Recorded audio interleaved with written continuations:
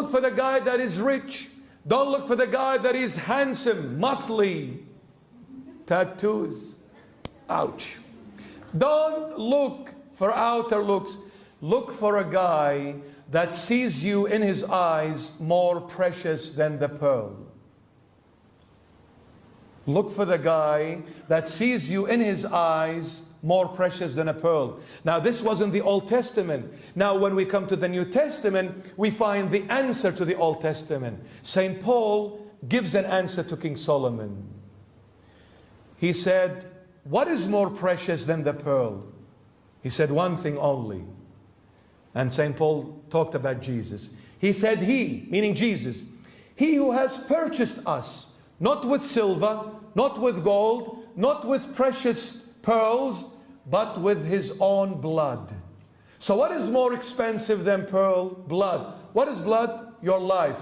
He says, look for a guy that is willing to put his life on the line for you. And look for a girl that loves Jesus. And look for a guy that is willing to die for you. Sacrifice for you. That's a solid foundation to a successful marriage. It is more difficult to live a life of death than to die in one moment. Oh, by the way, marriage is very well known to make things worse, not better. If you think that you are having difficulty changing your man prior to marriage, don't even dream about changing him after marriage. Forget about Habibi. If you cannot change the girl prior to marriage, forget about changing her after marriage. Because marriage is very well known to make things worse, not better. To make things more complex, not simple. See, before, I was out with my fiance, my man, and I was with my friends, and we were having a nice social, time together at this beautiful cafe overlooking the Darling Harbour. And then my man decided to say a joke. And when he said the joke, all those 100 people that were sitting there, nobody laughed except me. His Juliet. And I said, look at my Romeo, so sweet. He is so beautiful. Look at him. He is like honey. This joke, so funny. Ha, ha, ha, ha. Nobody laughed. After marriage, the same man, Romeo, tells you the joke at home. And then Juliet says, next time you say this joke, I will nail you on the wall. Marriage changes things. Prior to marriage,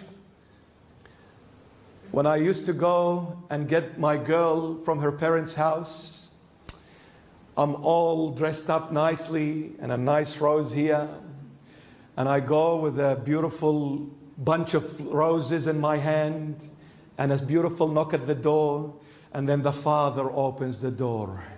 And he says, yes, my son, what do you want? Sorry, father. I came just to take your daughter, my sweetheart, for a nice drive.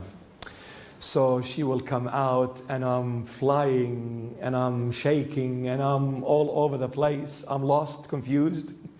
And then I'll go and open the door for my sweetheart. Please come on in.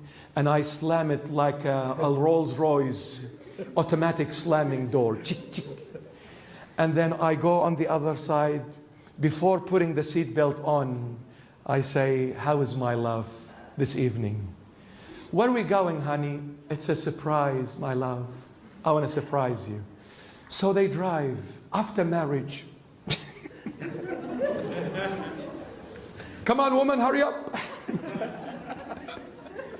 You're always late, as usual. I've been finished for an hour. How many hours are you going to look into that mirror? Aren't you sick and tired of your face? And then they come out. No red carpet. No roses. No Mercedes-Benz. Nothing. He takes off. After 5 minutes, his phone rings while he's driving. It's his wife on the line. Honey, you drove without me.